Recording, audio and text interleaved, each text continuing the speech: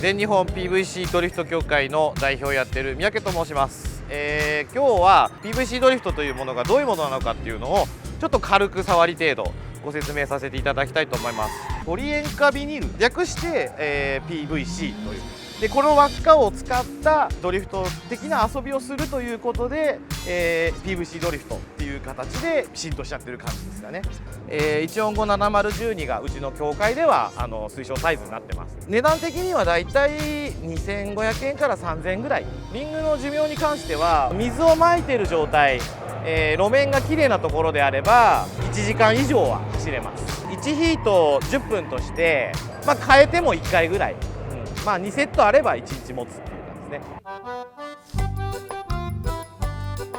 すね。しらみんなお元気かしら、D1 レディースリーグ2010年11年12年、3年連続チャンピオンを取った菅井澄香です。みんな覚えてますか？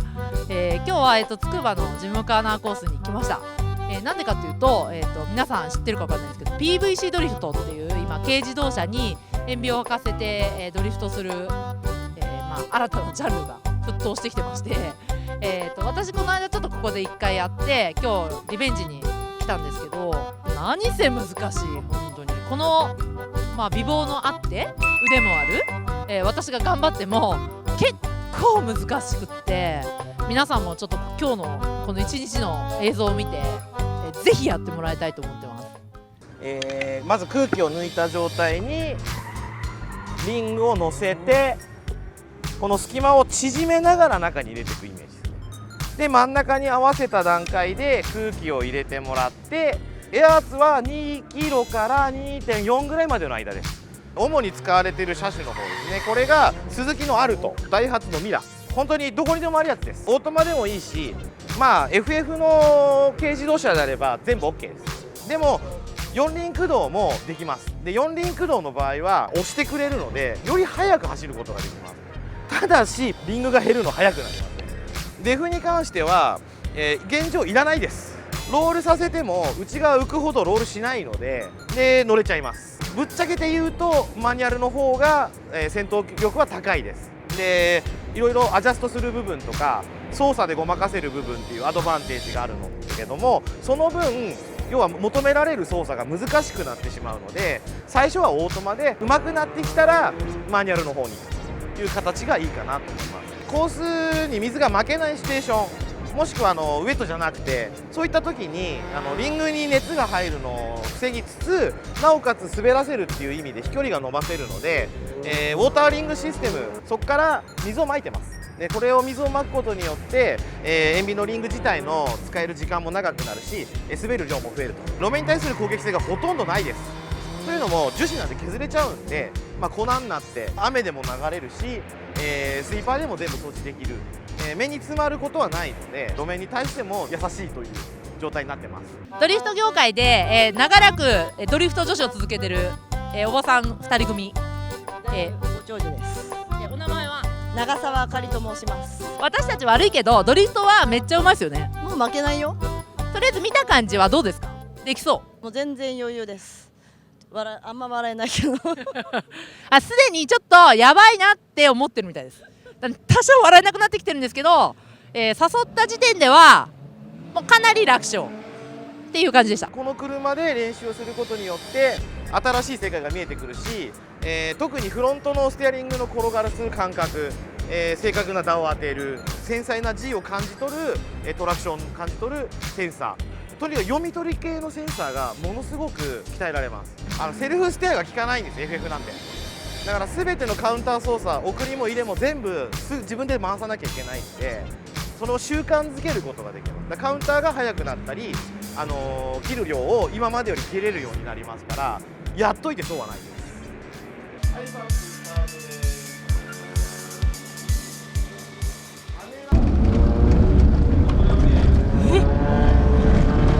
やばいやばいやばい、やりすぎてもうた。もう多少頭がパニックです。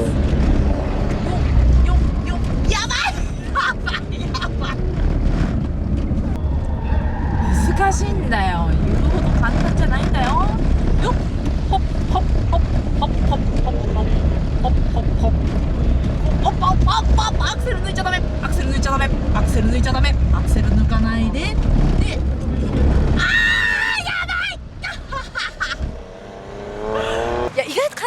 るじゃないですか。でああそういう感じね、分かってるわ、ちょっとブレーキ当ててみたいなと思うんですけど、全然できない。ちょっとFR だとこうちょっと踏んで抜いて待つとことかもあるんですけど、そこでちょっとやっぱ癖でこう抜いちゃうんで挙動が乱れる。じゃあ行きましょう。ここからちゃっていいですか。どうぞ。どのぐらいの車速だ。そんなもん。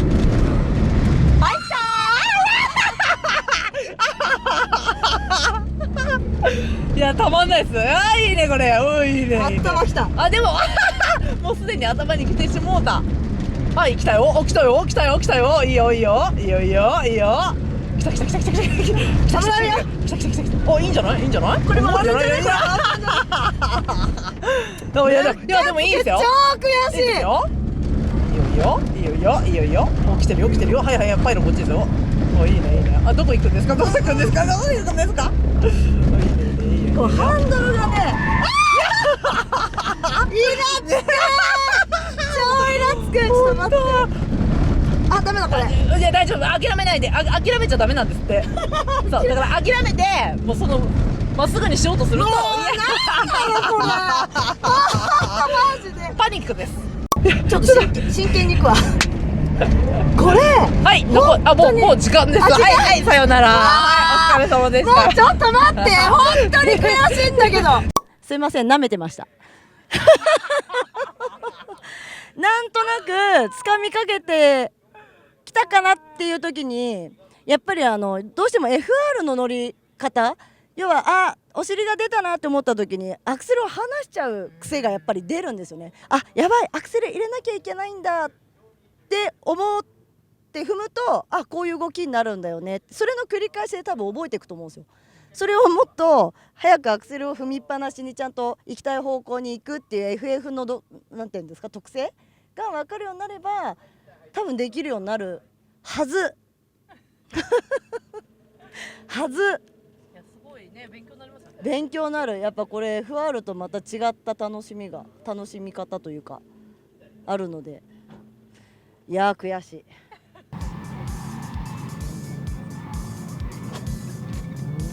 ドリフト歴はゴム取りで1年半ぐらいですかね。免許取って1年半ぐらいやって、今 PVC の方で2年ぐらいはやってます。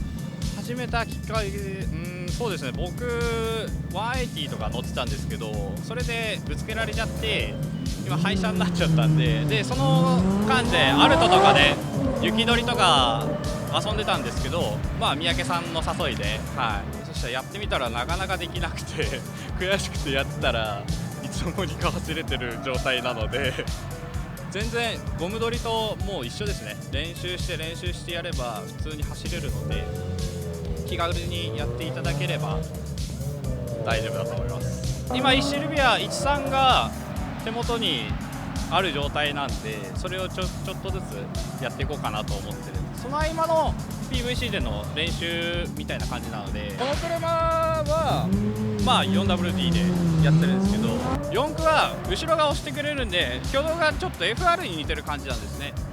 なので進入で突っ込んでいけるし、立ち上がりも後ろ側が押してくれるんで本当に FR に近いようなドリフトができるんですけど、 FF の方が入門的にはやりやすいかなとは思います。